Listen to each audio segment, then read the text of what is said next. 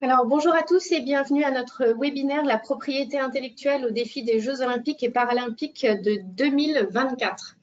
Pour ceux d'entre vous qui ne connaissent pas Novagraph, société membre du groupe Questel, Novagraph est un cabinet de conseil en propriété industrielle offrant des services à la fois juridiques et administratifs.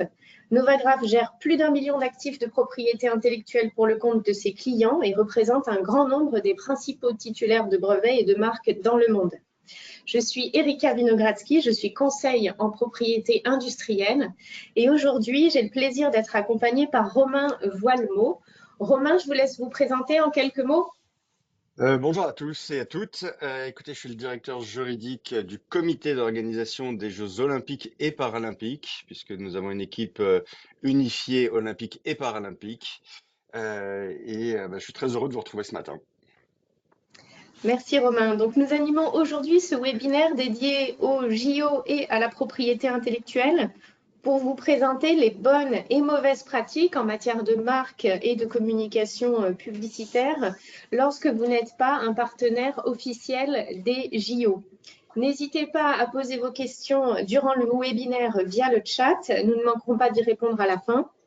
Sachez également que cette session est enregistrée. Nous vous enverrons par email la présentation ainsi que l'enregistrement très prochainement. Alors, sans plus attendre, démarrons et peut-être comme propos introductif, Romain, combien de visiteurs, de téléspectateurs attendus pour cette édition 2024 des JO? Les Jeux olympiques et paralympiques sont bien évidemment le plus grand événement sportif planétaire. Quelques chiffres qui peuvent donner un peu une idée de tout ça, c'est qu'il y aura plus de 4 milliards de téléspectateurs devant leur télé, que Paris 2024 vend 13,5 millions de billets, qu'il y aura 10 500 athlètes olympiques et paralympiques, il y en aura 4 500.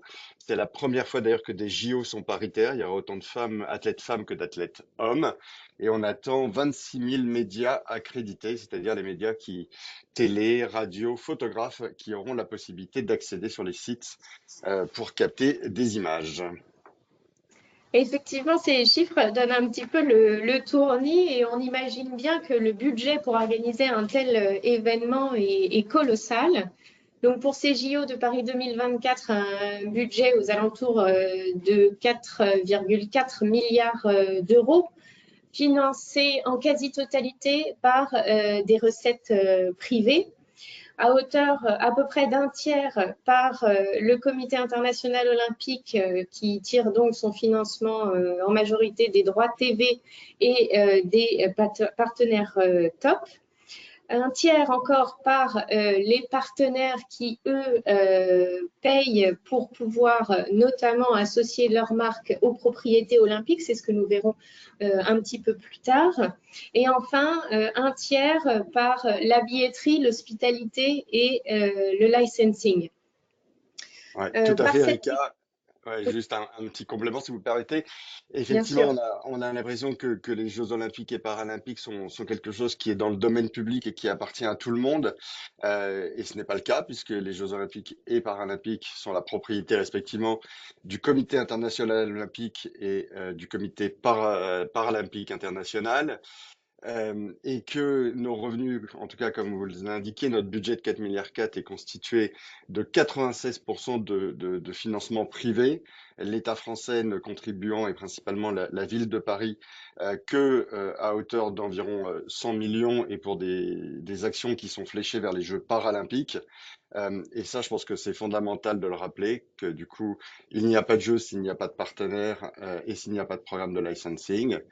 Et puis un autre aspect, c'est que le CIO est une organisation à but non lucratif, tout comme nous, et que le CIO finance avec les revenus qui sont générés notamment par ses droits télé et ses partenaires, plus de 4,2 millions, donne par jour plus de 4,2 millions de dollars américains pour financer le développement du sport dans le monde et notamment développer les valeurs d'universalisme par le sport. Et donc c'est important de le rappeler puisque du coup c'est bien évidemment tout un écosystème au service du développement dans le sport. Et ensuite, bien évidemment les CNO, donc les comités nationaux olympiques, donc le Comité national olympique sportif français, et qui est également destinataire de ces subventions du CIO, ce qui permet de développer le sport en France et de faire vivre nos clubs tous les jours sur le territoire. Tout à fait.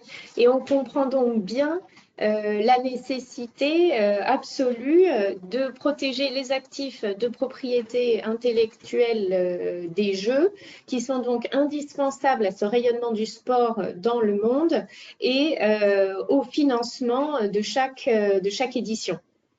Tout à fait, parce que chaque édition coûte cher, hein, et il est pas inhabituel de rappeler que le CIO a pris une nouvelle norme qui s'appelle la norme 2020, qui est une norme qui permet au pays d'organiser des jeux plus responsables et plus économiques. Et donc, c'est important de le souligner, effectivement.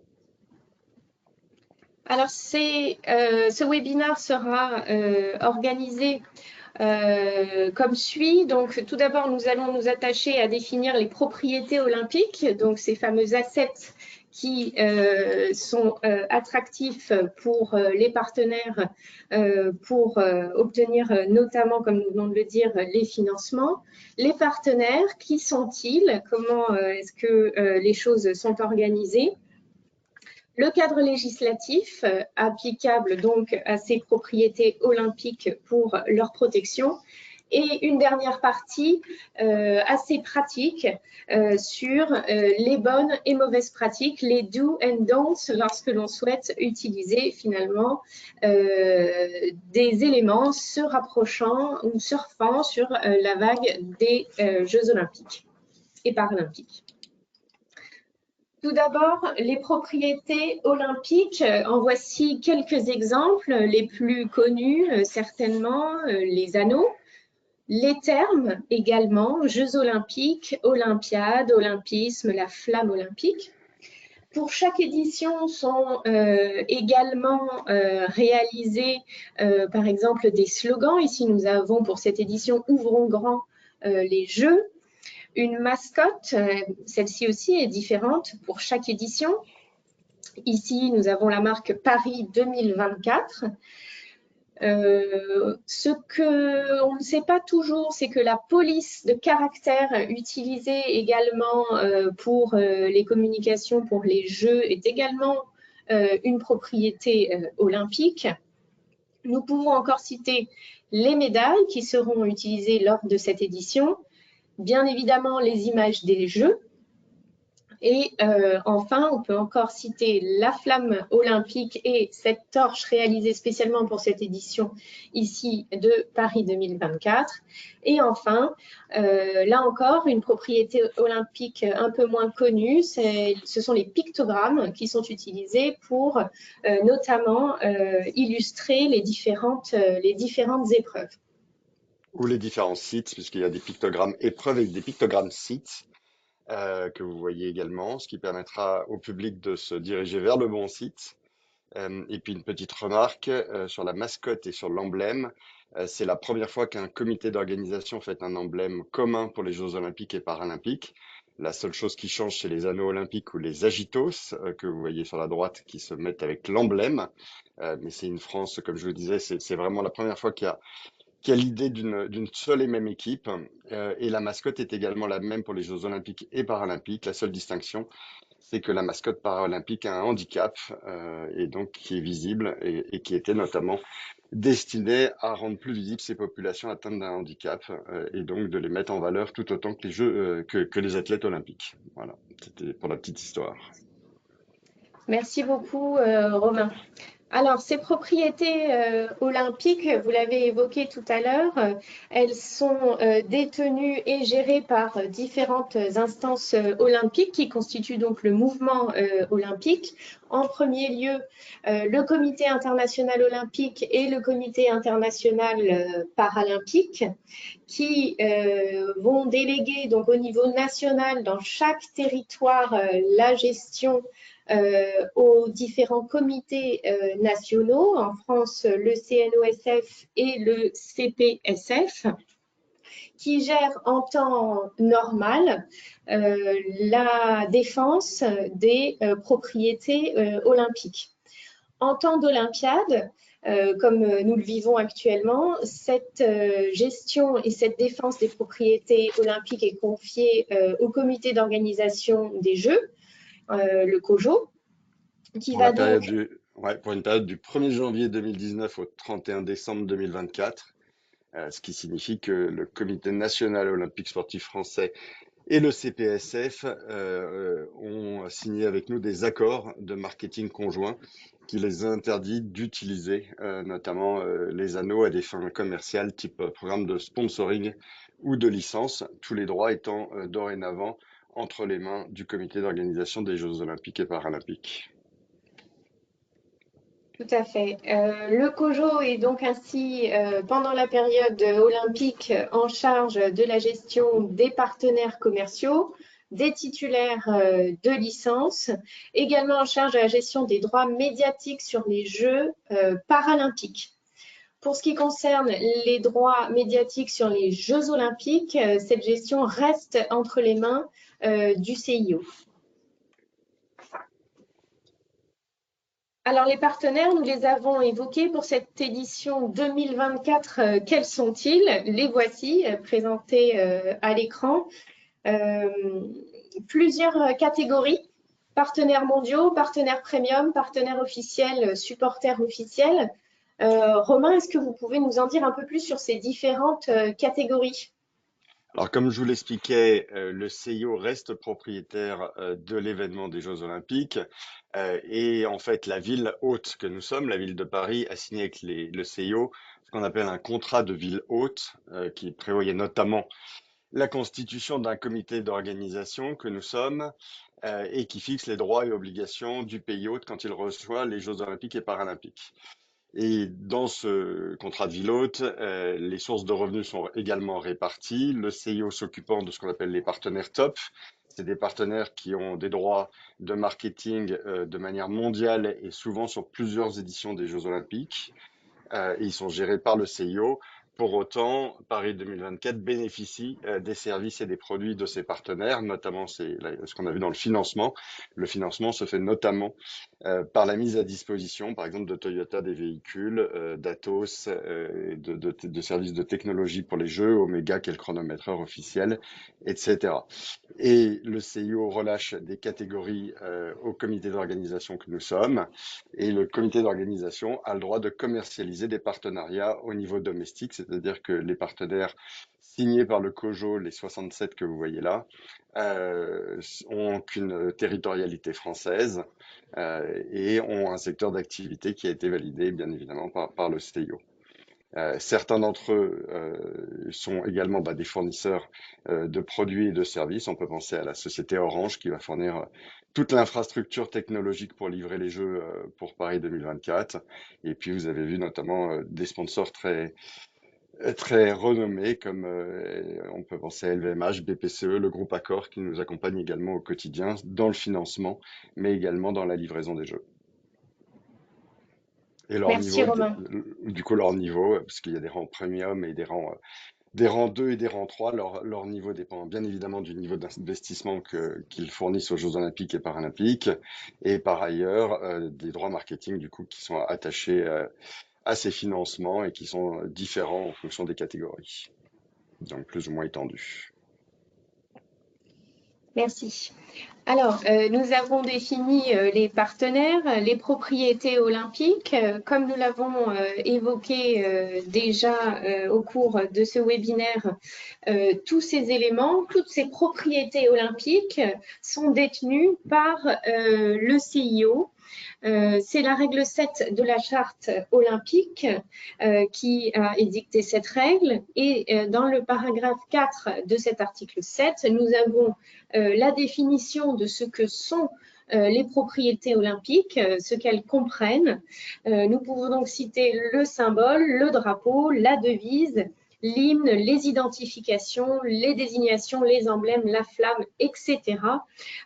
Toute œuvre musicale ou audiovisuelle et plus largement toute création ou objet commandé en relation avec les Jeux olympiques. On se rend donc bien compte que l'étendue des propriétés olympiques est extrêmement large. toujours dans ce même objectif de protection étendue des différents assets que constituent ces éléments.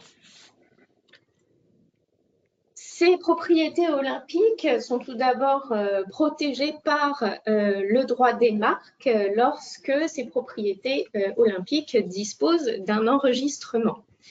Les articles L713.2 et L713.3 du Code de la propriété intellectuelle disposent que sont constitutifs d'actes de contrefaçon le fait de reproduire ou d'imiter une marque pour des produits ou services identiques ou similaires à ceux visés à son dépôt.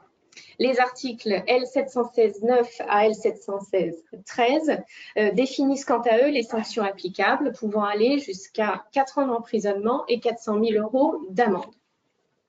Alors, quelques exemples de marques enregistrées par le CIO notamment. Donc, nous avons bien évidemment les anneaux olympiques. Ici, nous avons le logo, l'emblème Paris 2024. Nous avons ici une association nom de ville haute et millésime. Beaucoup de marques sont sur ce format. Une première déclinaison de la flamme olympique et des anneaux. L'emblème, par exemple, encore de Beijing 2008. Une autre version de flamme olympique et d'anneaux. Ont pu également être déposées des affiches de jeux passés, ici par exemple les JO de Londres 1948. En plus de cette protection pour des marques enregistrées qui portent sur des propriétés olympiques, plusieurs propriétés olympiques ont pu être reconnues comme marques d'usage notoire sur le fondement de l'article L713.5 du CPI. Par exemple, les dénominations Jeux olympiques, le sigle JO, le terme olympique ou encore les anneaux. À cette protection spéciale par le droit des marques s'ajoute encore une protection par le Code du sport. L'article L141.5 du Code du sport rappelle en son paragraphe 1 ce que sont les propriétés olympiques. Nous avons donc un rappel, les emblèmes, le drapeau, la devise, les symboles, l'hymne, les logos, les millésimes, les différents termes. Et dans son paragraphe 2, l'article L141.5 dispose que le fait de déposer à titre de marque, de reproduire, d'imiter, d'apposer, de supprimer ou de modifier les éléments et les termes mentionnés au paragraphe 1 sans l'autorisation du Comité national olympique et sportif français est puni des peines prévues aux articles L716.9 à L716.13 du Code de la propriété intellectuelle. Nous avons donc ici un renvoi au Code de la propriété intellectuelle et au droit des marques. Concrètement, cela signifie que les propriétés olympiques, qu'elles soient ou non enregistrées à titre de marque, vont pouvoir être protégées au même titre qu'une marque enregistrée. Change en revanche les conditions d'application, puisqu'ici nous sommes sur une protection extraordinaire qui vient s'affranchir des critères applicables aux autres droits de propriété intellectuelle, en ce compris les marques.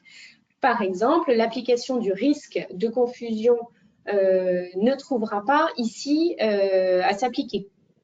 Tout à fait, et effectivement, Erika, il s'agit d'un dispositif qui a été prévu par la loi olympique de 2018. C'est donc la déclinaison dans le code du sport 141.5 pour les Olympiques et 141.7 pour les Jeux paralympiques, et qui font que le comité d'organisation bénéficie d'un régime de protection, comme vous l'avez signalé, extraordinaire, qui est autonome et absolu. Et il n'est nul besoin pour nous de prouver ou de démontrer l'existence d'une exploitation injustifiée ou d'un risque de confusion. Y compris même que lorsqu'il s'agit d'imitation des propriétés olympiques que vous avez vues là, pour bénéficier de la protection par cet article, par ces articles. Et donc c'est effectivement un régime totalement novateur, en tout cas pour les événements internationaux, et nous sommes le premier à en bénéficier. Donc voilà, c'est effectivement un dispositif très adéquat dans tout ce qu'on vient de citer avant. Nous avons cité donc le droit des marques, nous avons cité le code du sport. J'ai évoqué très brièvement les protections des propriétés olympiques par éventuellement le droit d'auteur et le dessin et modèle.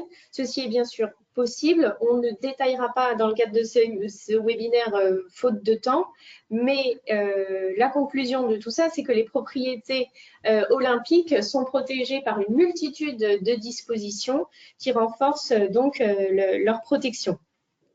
En résumé, tous les droits sur les éléments créés dans le contexte ou aux fins des Jeux olympiques et paralympiques, et ici de Paris 2024, sont la propriété exclusive du CIO, du Comité paralympique et de Paris 2024. Une fois qu'on a dit tout cela, que reste-t-il possible de faire face à ces protections lorsque l'on n'est pas un partenaire des JO et donc nous n'avons pas les autorisations nécessaires?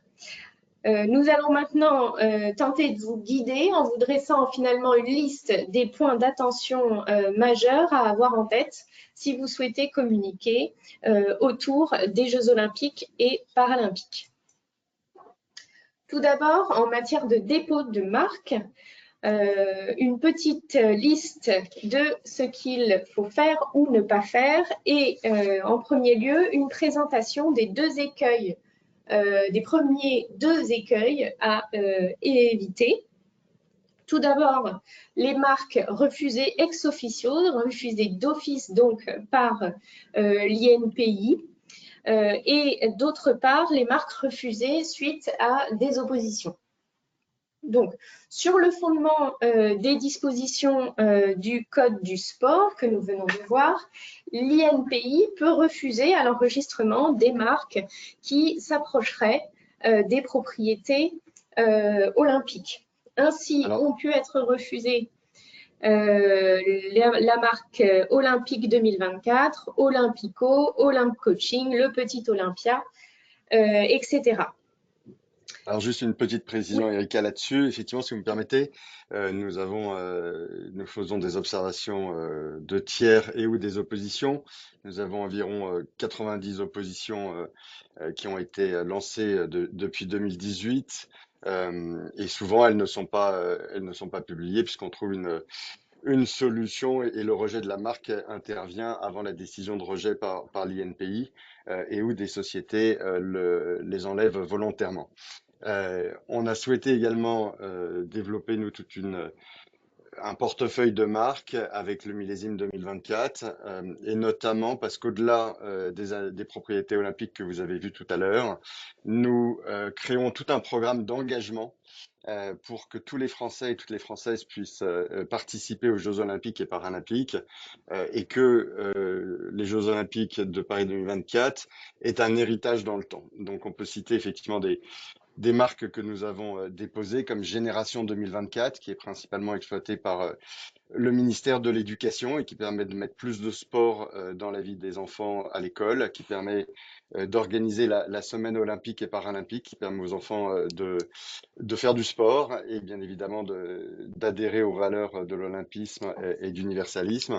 On peut penser également à Terre de Jeux, qui sont toutes les collectivités qui développent des infrastructures sur leur territoire et ou des actions en faveur du sport se voient remettre cette sorte de label et peuvent communiquer. Et label qui est également basé, comme vous pouvez le constater dans notre architecture de marque, sur l'emblème, sans les anneaux olympiques et paralympiques, mais sur l'emblème pour donner une unité. Et donc c'était effectivement très important pour nous et pour nos partenaires, puisque nos partenaires aussi ont souhaité bénéficier de certaines de ces marques avec un millésime 2024, comme on peut penser à Imagine 2024 pour BPCE. Et c'était très important pour ces partenaires d'avoir également la disposition de ces marques, puisqu'on leur demande en contrepartie, dans les contrats de partenariat notamment, de financer des sportifs et de constituer des équipes de sportifs, parce que comme vous le savez, le financement du sport en France est compliqué, à part que si vous êtes un sportif ou un athlète de très haut niveau et mondialement reconnus, ça marche plutôt bien, mais il y a plein d'athlètes qui essayent de se sélectionner pour les Jeux et qui n'ont pas les moyens. Et donc, c'est à travers toutes ces marques qu'on engage effectivement le territoire et nos partenaires derrière les Jeux olympiques et paralympiques. Oui, on comprend donc que, effectivement, avec notamment ce nombre d'oppositions que vous citiez, 90 oppositions, que la défense est essentielle de ces droits. Donc, pour ces marques qui n'auraient pas été refusées directement par l'INPI ex officio suite à des observations que vous auriez formulées, suite à des réclamations aussi, comme vous le disiez, qui auraient pu donner lieu à une résolution amiable avec un retrait, il y a encore la solution des oppositions. En dernier recours, j'ai l'impression, pour vraiment bloquer l'enregistrement de la marque, et notamment des marques Paris 2025, Paris 1924-2024, Normandie 2024 refusées sur la base de la marque Paris 2024. La marque Vivons 2024 refusée sur la base ici de la marque Partageons 2024. Et enfin, toute une batterie, si je puis dire, de marques olympiques refusées sur la base de la marque antérieure olympique. Juste une petite précision, on agit extrêmement raisonnablement, hein, et bien évidemment, les oppositions sont formées à l'encontre de marques et ou de sociétés qui déposent ces marques dans un but de se placer dans le sillage des Jeux olympiques et paralympiques sans bourse déliée. Mais bien évidemment, nous faisons la part des choses quand il s'agit de particuliers et ou de petites associations, notamment sportives sur le territoire, puisque l'idée est qu'ils puissent continuer quand même à exploiter ce millésime et ou des sociétés commerciales qui auraient d'ailleurs déjà l'utilisation du millésime 2024 dans des programmes qu'ils avaient lancés bien avant les Jeux olympiques et paralympiques. Tout à fait. Alors, en résumé, si nous devions dresser une liste de ce qu'il faut faire et de ce qu'il ne faut pas faire lorsqu'on souhaite déposer une marque qui pourrait s'approcher des propriétés olympiques, tout d'abord, il ne faut pas utiliser des déclinaisons du terme olympique ou des termes proches tels que JO, olympique, olympiade. Utiliser le nom d'une ville olympique associée à un millésime, Paris 2024, Los Angeles 2028 par exemple. Utiliser à nouveau un millésime en association avec un terme proche de ceux utilisés par les instances olympiques. Là, on pense à l'opposition Vivons 2024 contre Partageons 2024. Et enfin, ne pas utiliser de termes ou logos proches de ceux utilisés par les instances olympiques. Finalement, on voit que le terrain est plutôt bien balisé. Donc, le meilleur conseil que nous pourrions vous donner, c'est de prendre attache avec votre expert en pays désigné afin d'obtenir une analyse de risque approfondie. Celui-ci sera à même de vous dire si la marque pourrait éventuellement ou non être enregistrée et surtout par la suite utilisée paisiblement. Après ce panorama, ce petit panorama de jurisprudence en droit des marques, nous allons nous concentrer sur les communications publicitaires. Compte tenu de l'attrait médiatique des Jeux olympiques, nous en avons déjà parlé, il est particulièrement tentant pour les entreprises d'adapter leur communication en conséquence.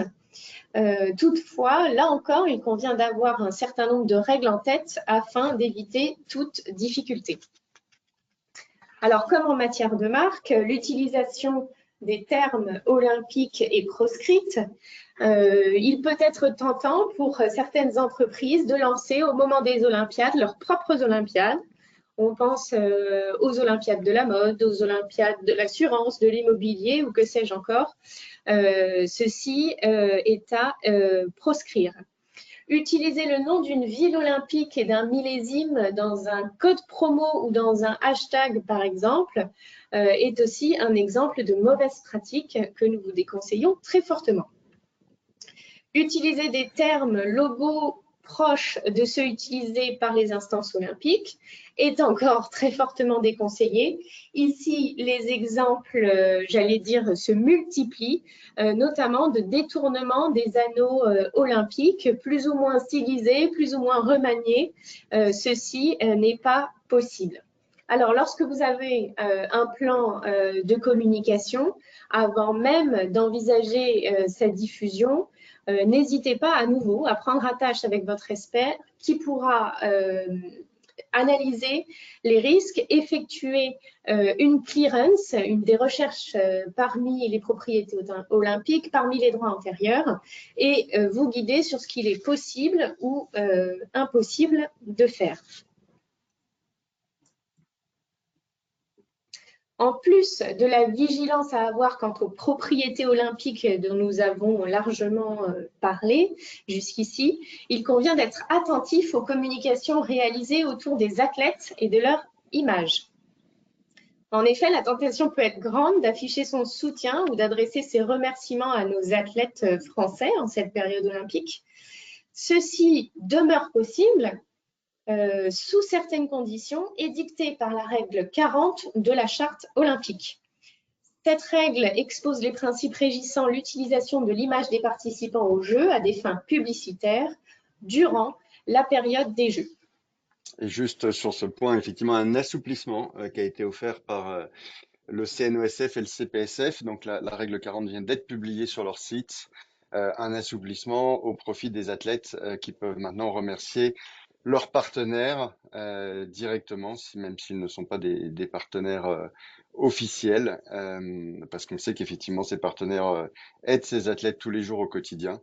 Et donc sous certaines conditions, l'athlète a le droit de remercier bien évidemment son partenaire, mais le partenaire n'a pas le droit de s'en servir pour reposter et du coup se mettre dans le sillage des Jeux olympiques et paralympiques. Alors justement, ces conditions de communication, quelles sont-elles? Alors, pendant la période des Jeux, les usages publicitaires et ou publications devront respecter les conditions suivantes. Obtenir le consentement de toutes les parties, ne pas indiquer explicitement ou implicitement qu'un produit ou service a contribué à améliorer les performances du participant, ne pas afficher un soutien personnel à un produit ou service particulier et respecter les politiques des instances olympiques qui définissent les activités incompatibles avec les valeurs des mouvements olympiques et paralympiques. Concrètement, pour les partenaires non olympiques et paralympiques qui seraient par ailleurs sponsors d'un athlète en particulier, donc les partenaires non olympiques qui auraient signé un contrat personnel avec un athlète participant aux Jeux, deux situations à distinguer. En dehors de la période des Jeux, ces sponsors sont libres d'utiliser l'image de l'athlète en question dans les conditions, bien évidemment, du contrat qui les lie et à la condition de ne pas utiliser les propriétés olympiques et paralympiques. Pendant la période des Jeux, les mêmes règles s'appliquent avec la condition supplémentaire que la publicité constitue une publicité générique. Alors, qu'est-ce qu'une publicité générique? Il s'agit d'une publicité pour une marque ou une entreprise dont le seul lien avec les Jeux est finalement que la dite publicité utilise l'image d'un participant. Cette publicité doit avoir été diffusée au moins 90 jours avant les périodes des Jeux et avoir été adressée au CNOSF, au CPSF et à Paris 2024 sur la plateforme dédiée au plus tard le 18 juin prochain. Enfin, la diffusion de cette publicité doit être régulière et ne pas augmenter considérablement pendant les périodes des Jeux. Alors Romain, nous avons une question. Quel est l'intérêt de soumettre son plan de publicité avant le 18 juin 2024 sur la plateforme? Alors, l'intérêt majeur, c'est bien évidemment que la publicité soit autorisée et donc elle sort de nos radars et donc nous n'avons pas de point d'alerte particulier sur les publicités et ou sur les marques qui lancent ces publicités. Et donc, finalement, elle peut vivre sa vie d'une campagne générique sans augmentation de volume aussi pendant les Jeux olympiques et paralympiques. Et voilà, après, c'est pas une obligation absolue et formelle, mais pour autant, ça permet de vous assurer que votre publicité est conforme et peut continuer à vivre de sa belle vie durant les Jeux olympiques et paralympiques. Deux exemples concrets sur votre gauche, un exemple de communication qui donc ne respecte pas cette règle 40, puisque nous avons un usage des propriétés olympiques avec la référence aux Jeux et à la ville haute de Tokyo. Sur la droite, en revanche, un exemple de communication valable, un message simple de félicitation, une image qui n'utilise pas les propriétés olympiques et de la même manière, le message citant le partenaire ne mentionne pas les propriétés olympiques. Très rapidement, pour les partenaires olympiques et paralympiques, la situation est beaucoup plus simple puisqu'ils peuvent communiquer sur l'image des athlètes avec qui ils sont par ailleurs en contrat dans le respect des conditions de leur contrat de partenariat. Concrètement, le coq sportif, pour vous donner un exemple, donc partenaire des JO 2024, a réalisé ces deux publications sur Instagram. On note bien une utilisation des termes Jeux olympiques, Paris 2024, l'utilisation du logo, des pictogrammes pour donc l'aviron et pour la gymnastique artistique, le tout avec l'image d'athlètes participant aux Jeux. Tout ça est bien évidemment possible pour le coq sportif et tout ça est interdit si vous n'êtes pas partenaire des JO. Mais il est toujours temps de le devenir. Ah bon, voilà. C'est un appel à candidature, messieurs, dames. Pour terminer cette présentation, nous allons nous attacher au marketing d'embuscade, plus connu sous le nom d'ambush marketing. Le marketing d'embuscade consiste à se placer dans le sillage d'un événement sportif, alors en particulier les Jeux olympiques, et à profiter des investissements et efforts déployés par les titulaires de droits. Il est sanctionné sur le terrain des articles 1240 et 1241 du Code civil. Il s'agit finalement d'une forme de parasitisme. Le marketing d'embuscade, qu'est-ce que c'est finalement? C'est utiliser des propriétés olympiques ou des éléments qui les rappellent sur différents supports sans autorisation et donc sans bourse déliée, comme vous le disiez plutôt, Romain. Donc, on pense par exemple à des affichages publicitaires aux abords des stades, on pense à des communiqués de presse, des magazines d'entreprise, mais à destination de la clientèle à l'extérieur, des goodies, des collections spéciales de produits, des publications sur les réseaux à nouveau et l'usage de formes qui pourraient rappeler les anneaux olympiques. Alors, concrètement, ça donne lieu à une variété et à une créativité de comportements qui, en fait, sont des comportements parasitaires. Est-ce que vous avez, Romain, vous, un exemple peut-être d'ambush marketing qui vous aurait marqué dans votre carrière? Bon, alors, il y en a des extrêmement connus, que ce soit la marque Bavaria et ou le DIM, mais qui était plutôt dans l'enceinte, dans les enceintes sportives. Sur les réseaux et sur Internet, nous, on voit fleurir un certain nombre de reproductions des anneaux olympiques, que ce soit des capsules de bouteilles, que ce soit des pizzas croquées où il ne reste que le contour, que ce soit des maquis. Et tout ça disposé de telle sorte à ce que ça rappelle bien évidemment les anneaux olympiques et avec une reproduction des couleurs. Et donc effectivement, même sans association de marque ou de propriété olympique sur le fondement des articles 1240 et 1241. Ça nous permet effectivement de qualifier le parasitisme, la concurrence déloyale.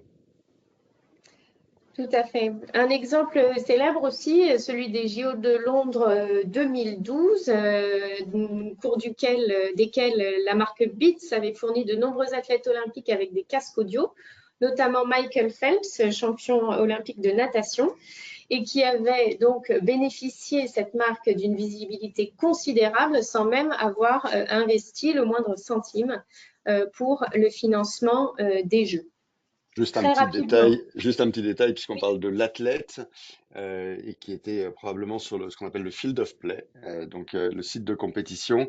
La règle 50 de la charte olympique proscrit toute publicité dans les enceintes sportives, ce qui signifie que les Jeux olympiques et paralympiques sont la seule compétition sportive au monde où il n'y a aucune publicité au bord du terrain, mais ce qu'on appelle un look of the games, c'est-à-dire un design spécifique pour que le spectateur, qu'il soit au Stade de France, à Roland-Garros, au Parc des Princes ou au sein du château de Versailles ou au Grand Palais, très clairement soit dans le même univers olympique et paralympique. Et donc les marques, même partenaires, n'ont pas de visibilité autour du site de compétition. Et c'est vraiment le sport qui est mis au cœur des Jeux. Merci Romain. Alors très rapidement, je vous présente ces 3 décisions qui ont été rendues par les tribunaux français récemment. La première concernant des publications réalisées sur les réseaux sociaux avec usage des termes JO, Pyeongchang 2018, Si tu vas à Rio et d'une flamme olympique stylisée aux couleurs du Brésil. Ces comportements ont été sanctionnés sur le fondement de l'article L141.5 du Code du sport. Pour atteinte à la marque notoire JO et pour parasitisme, donc sur le fondement des articles 1240 et 1241 du Code civil. De la même manière, la bannière promotionnelle réalisée par la société Pixmania et promettant des deals en or a été sanctionnée. Et enfin, une collection de polo Rio 2016 avec l'utilisation de cœurs entrelacés reprenant la disposition des anneaux olympiques et des couleurs ont été sanctionnés. Juste un petit point, si vous me permettez.